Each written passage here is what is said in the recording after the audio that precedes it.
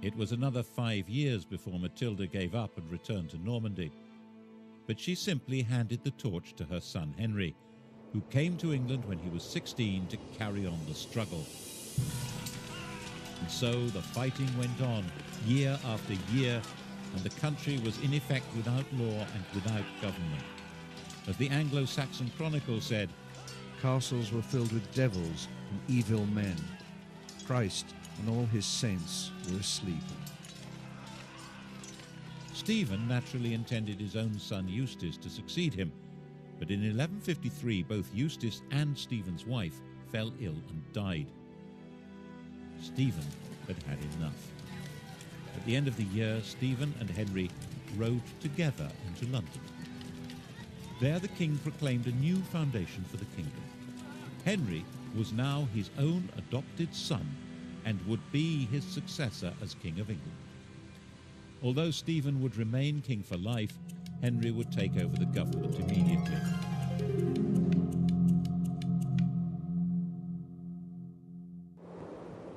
The next year, utterly worn out, King Stephen retired to his grave. On the 19th of December 1154, there was a double coronation in Westminster Abbey.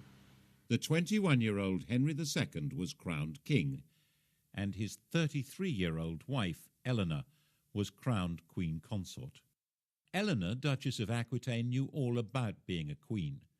When she was 15, orphaned and the richest damsel in France, she was married to the heir to the French throne, and a few days later the pair became King and Queen of France.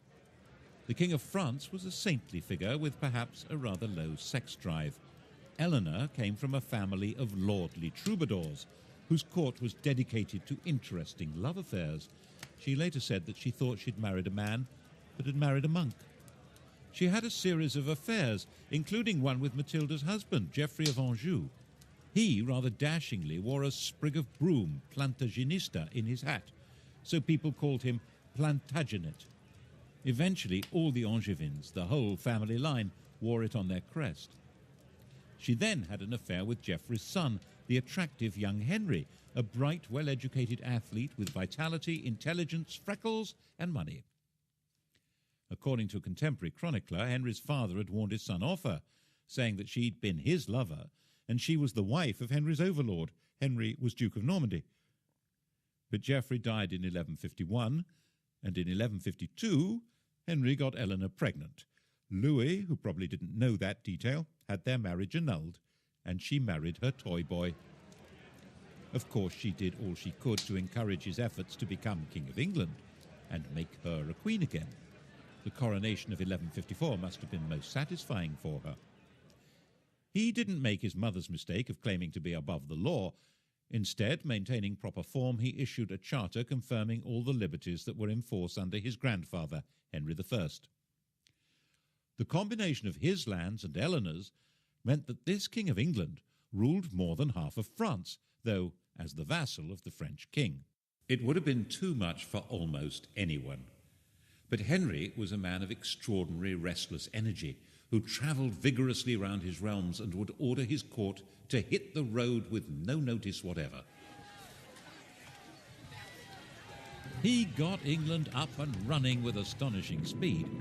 He had all newly built castles destroyed so that individual lords could not stand against him, and got the law functioning again.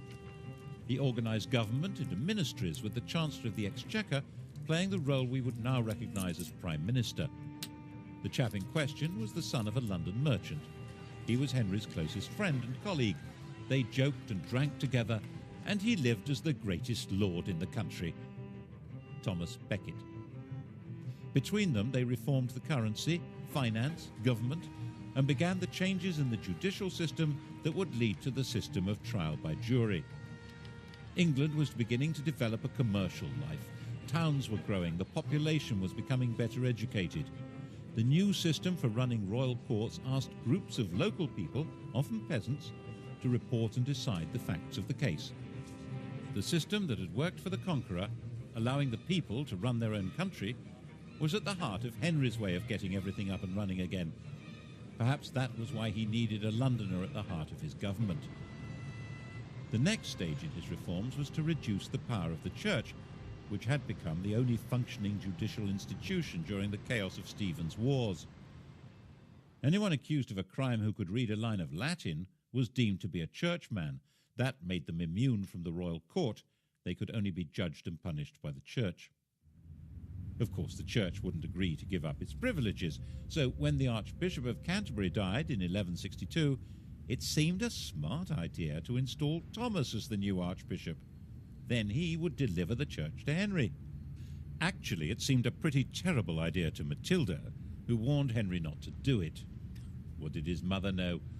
Look what a mess she'd made of things. Eleanor was also against it, and she hadn't made a mess of anything. She'd been a very competent regent when Henry had been abroad, and must have seen what Henry had not seen, that Thomas Becket's driving force was not loyalty to Henry. Oh, surely not. She was just jealous that Henry spent more time with Thomas than with her. Henry was sure it was a really good idea. Of course, it was a really bad idea. Why did Becket become fanatically committed to the church as soon as he got the job? Why did he wear Hessian underwear with lice and lash his body? Why did he oppose the king's plans more fiercely than any other bishop? He ended up excommunicating the bishops of London and Salisbury and sacking the Archbishop of York for not opposing the king. He'd already acquired all the earthly power and wealth possible. Now he had a bigger ambition. He was arguing that the church must rule everyone, including the king. This was especially dangerous as Becket was hugely popular. Henry was given to rages, and the situation was bound to enrage him. Who will rid me of this turbulent priest? On the 29th of December 1170, 4 of Henry's loyal knights did just that. Slicing off the top of his head at the altar of his cathedral, in the words of an eyewitness, the red of the blood mixed with the white of the brains, like white of the lily and the red of the rose. This was shocking. Henry had to distance himself from Becket's murder and win the hearts and minds of his subjects.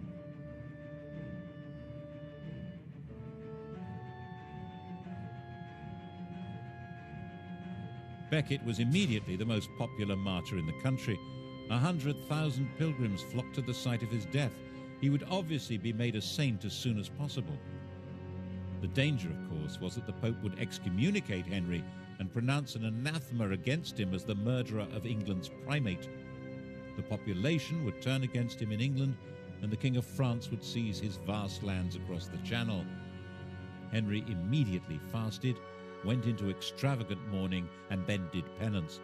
Prostrating himself before the Canterbury altar, he was publicly lashed by a monk. It worked. He saved his kingdom from the Pope. Saving it from Eleanor was much more difficult. Eleanor and Henry had drifted apart, partly because of his love affairs and partly because she feared that Henry's adventure with Becket threatened her own beloved Aquitaine. She had gone back there. She set up her own court, the Court of Love, and that was where she raised her sons as romantic warriors and plotted against him. Henry imprisoned her there for 16 years, but her plots continued unabated. She supported her older sons in rebellion against Henry, trying not only to ensure her control over her own lands, but to take over from him. The only one who remained loyal was John, the youngest. In 1189, the oldest surviving son, Richard, inflicted a major defeat on his father. Henry met Richard near the Loire to arrange peace terms, but when they publicly embraced, Henry quietly growled, "May the Lord spare me until I've taken vengeance on you." The second had been defeated in battle by his own eldest surviving son, Richard. Only one of his sons had remained loyal, the youngest, John. Back in his own chateau, Henry asked for all Richard's supporters to be read out. The first name on the list was John's. Henry was heartbroken. He died in delirium a few days later.